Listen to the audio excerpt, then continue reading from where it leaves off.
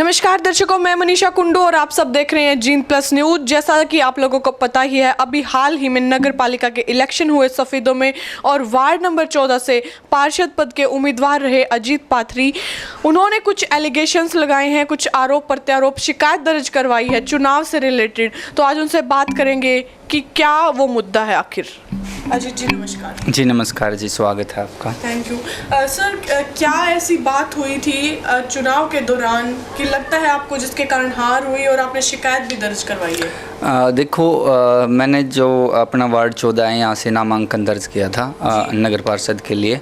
और जब चुनाव नज़दीक था तो उसमें चुनाव प्रचार भी बहुत अच्छा था और लोगों के बीच जाके उनका मैं लगातार बीच में रहा हूँ। उनकी छोटी छोटी जो भी समस्याएं थी उनको उन समस्याओं को समाधान तक ले जाने का काम किया है।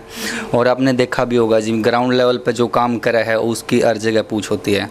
तो मैंने ये लगा था कि भाई चुनाव आराम से यहाँ का निकल जाओगा वार्ड 14 का।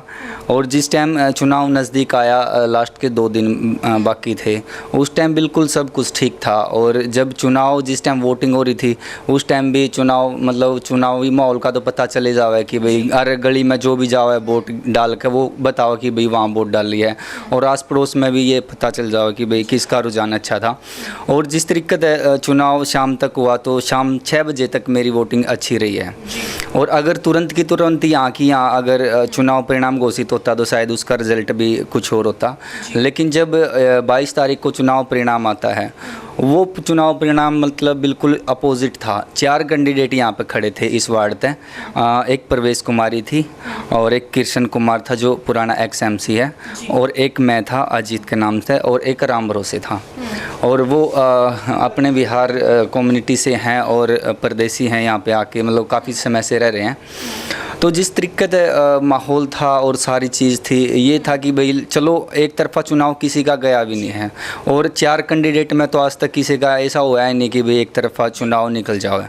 मैं सोच रहा था कि भाई फाइट है तो मेरे और राम भरोसे में है और चुनाव कितने न कितने मेरा निकल जाएगा। 450 वोट हैं।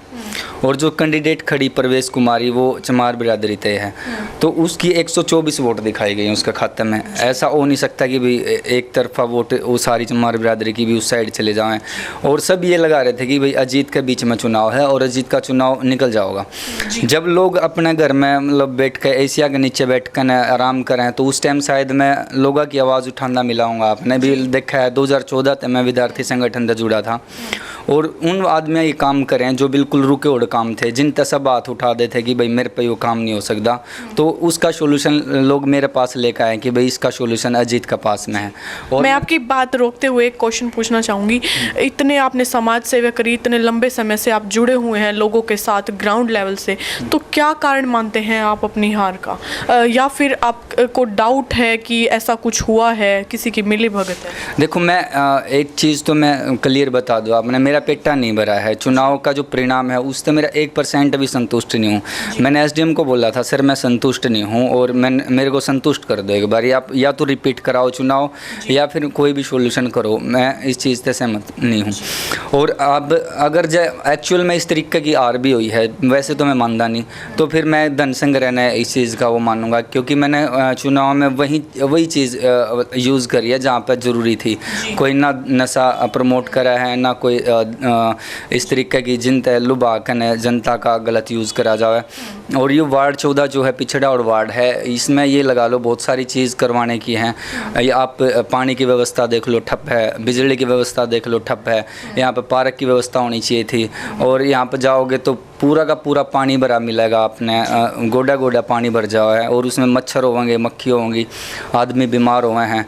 तो मैं कई सारे एजेंडे अपने लेकर चुनावी मैदान में उतरा था कि भाई यहाँ की शिक्षा को किस तरीके से सुधार सके हैं, लाइब्रेरी की व्यवस्था है, या फिर जो नशा यहाँ के बच्चे कर रहे हैं उनको किस तरीके से नशे से दूर करके यहाँ का माहौल ठीक करा जा सके। अगर वो सारी चीज़ अगर जनता ने पसंद नहीं आई हैं तो भाई उनका फिर तो कुछ हो नहीं सकता है ना। तो आपने अभी शिकायत दर्ज कराई है, तो कुछ एक्शन लिया गया है? लगता है आपको कि आपको सेटिस्फाइड किया जाएगा? अभी एसडीएम साहब से तो मेरी लगातार बातचीत होती रही है, तो एसडीएम साहब ने कोई पॉजिटिव रिस्पांस नहीं दिया है। और एक डीसी साहब को भी मैंने एप्लीकेशन लिखी है, बाई पोस्ट भी करी है, और मैं दे के भी आया हूँ एसडीएम को। तो अभी रिस्पांस आना उनका बाकी है, क्या कुछ रहा है। अगर कोर्ट तक भी अपील डलवाई गई तो मैं इस चीज़ ने लेकर कोर्ट तक जाऊँगा, क्योंकि जीत हार तो लगी ओढ़ है। मैं उस चीज़ ने लेकर वो नहीं करता कि भाई हार होगी तो क्या बात होगी। तो हार जीत तो लगी ओढ़ है। मेरा पहला चुनाव था और मैं कम से मैं तो यहाँ पर रहने लग रहा हूँ, तो जनता का विश्वास तो था कि भैया जीत काम करेगा आकर वार्ड के लिए। और फिर अगर मौका ना भी मिला तो मैं अपने तरीके से काम करवाता रहूँगा। ऐसा नहीं है कि मैं उनके बीच में तो दूर चले जाऊँगा या फिर भाग जाऊँगा, नाराज़ हो जाऊँगा। मैं यही पूछने वाली थी आपसे कि पार्षद तो नए बन चुके हैं, लेकिन जैसे आप समाज सेवा कर रहे हैं इतने समय से, तो क्या वही जिम्मेदारियां अभी आगे लागू रहेंगी या फिर आप मुंह मोड़ लोगे नाराजगी की वजह से? ना ऐसी कोई बात नहीं है। हार जीत लगी ओढ़ है, और ना मैं उनसे कदे दूर रहा हूँ और ना घर रहूँगा। जिस तरीके से पहले समाज सेवा चल रही थी, छात्र हित में काम करें और देश हित में काम करें, वो लगातार अपने चलते रहेंगे। लेकिन मैं एक अपने जो वार्ड वासी हैं उनसे भी संदेह एक वो करना चाहूँगा आग्रह, और पूरी स्पीडो की जनता से भी आग्रह करना चाहूँगा।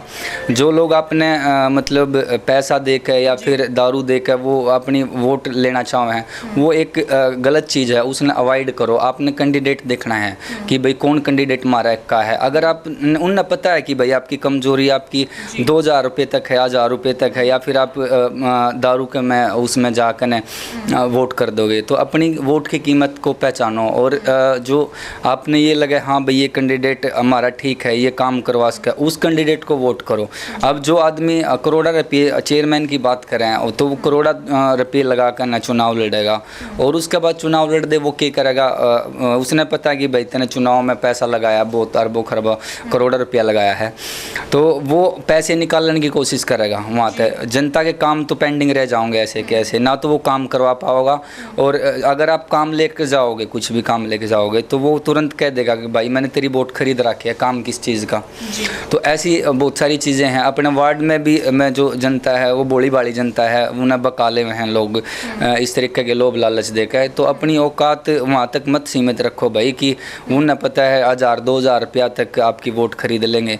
तो ये निवेदन है मेरा वार्ड वासियों से और सफीदो वासियों से कि भाई अपनी जो वोट की ताकत है उसको पहचानो, क्योंकि आपके 5 साल निर्धारित करेंगे। आने वाले 5 साल जो है आप किस तरीके से, अभी देखो 2000 में अगर वोट लोग पे ले ली तो हो सकता है वो काम नहीं करवाओ। और अगर आप कैंडिडेट तक बिना कि मैं वो चीज़ ले आप वोट करोगे तो आप डंके की चोट पर उस पर काम करवा सको, भाई मेरा काम कर क्यों नहीं रहा, अड़बिस को, है ना। तो बहुत सारी ऐसी चीज़ें हैं जो मतलब लोग दुनिया उस चीज़ का गलत फ़ायदा उठाकर एकदम ये नहीं देखते कि भाई कौन ग्राउंड लेवल पर काम कर रहा है, कितना काम कर रहा है।